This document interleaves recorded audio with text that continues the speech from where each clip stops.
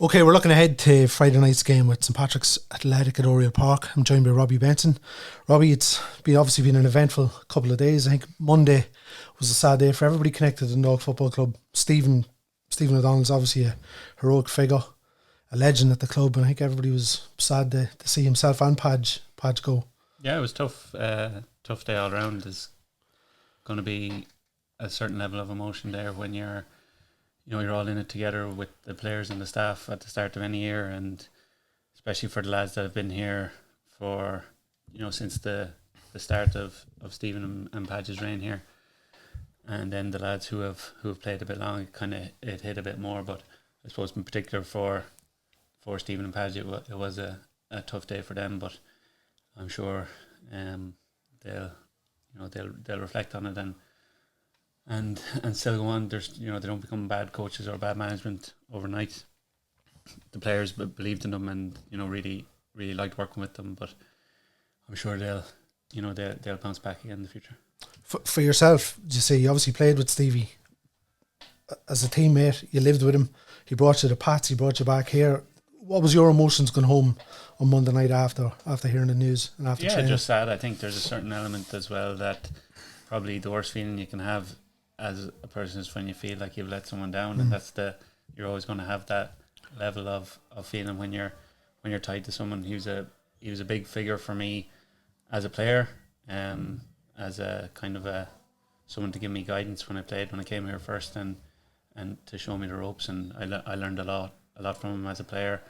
When he was a captain here, his leadership, and then as a coach, I think anyone involved with Stephen or sitting down and speak to him, you'll see that he is, he knows his stuff really well, and you can learn a lot from him, as I did, and it's something I'll take on for going forward is, what I learned from him, and grateful to have had that time with him.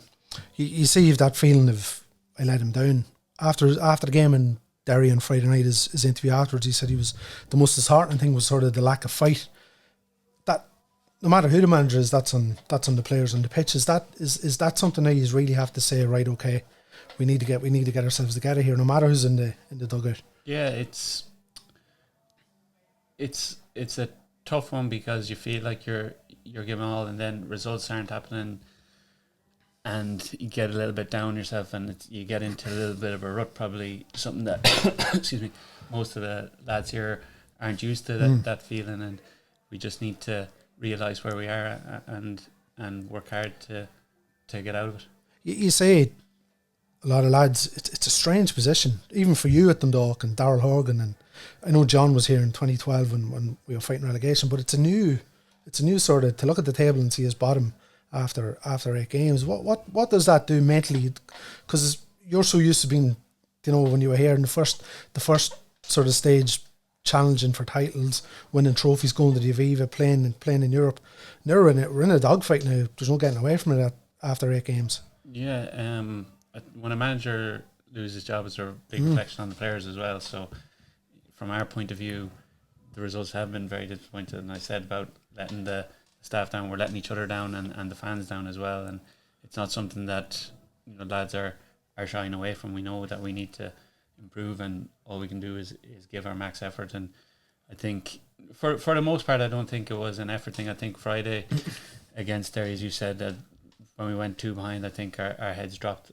Our heads dropped a bit, but up until then, I don't think it was a lack of effort. We're coming out the right side of Jews in a lot of games, and it was all our defeats were by the odd goal bar Sligo, really. So we just need to have a bit believe in ourselves, have a bit of confidence, and work to get a win Friday, and that'll hopefully bring us back. Football moves on quickly. There's no sort of time for sort of feeling sorry for ourselves, or we've a game on Friday. What Brian Gartland and Liam Burns obviously taking interim charge. Two men who know the club inside out. They've been here a long time. Two great players in the day. What's been the emphasis and the message over the last? I know you've only had one training session sort of following today. What's been the emphasis on the lads? What message have they been getting across? Just for us to realise that we have the game Friday, as you said, and as I said, everyone's disappointed, a bit of a hangover after a bit of a shock to the system, new people in charge when you're used to people for a long time, it can have a bit of an effect. So just for us to be positive and to be bouncing going into the game on Friday, and hopefully we'll get a good turnout from the crowd, and we can, you know, make it a real turning point with a win on Friday. Yeah, you've been in this situation before where a manager's No, it's gone. first time. So Like, they're very, very strange, yeah. Especially when you're coming in and different voice at the top of the room is a bit strange. Obviously, I moved club and had to change manager in that way, but in the middle of the season, no, it's the first time. It's a bit strange, right? Yeah. Pat's obviously on Friday.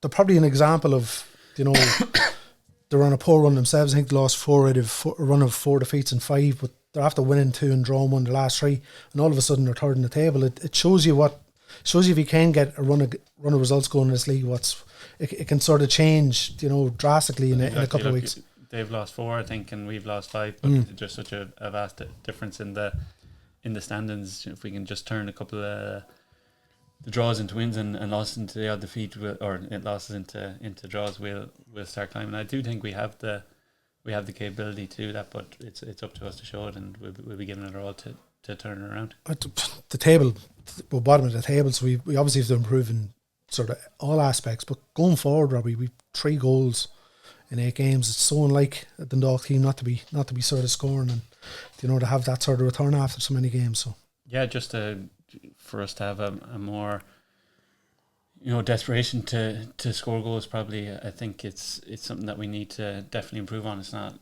good enough return, I think, from everyone, myself included. So it's definitely somewhere where we need to improve. Yeah, you mentioned there, just finally, we're home on Friday, and we've 2 tough away games, Dalymount and Sligo. There's obviously been a lot of speculation. Supporters are obviously not happy where we are, but I think it's time we just need to circle the wagons now at Dundalk, and everybody pulling in one direction, and just get behind us now on Friday night. Yeah, but it's up to us. You know, we can't expect the crowd to be coming in, you know, full of joy coming into games if we're not producing on the pitch. So it is a 2-way street in that regard, and hopefully, as I said, we can work hard and deliver to give them something to shout about, and then, you know, we can start driving on and shooting up the table. Good stuff. Listen, thanks for speaking to me today, and best of luck Friday. Thanks, Scott.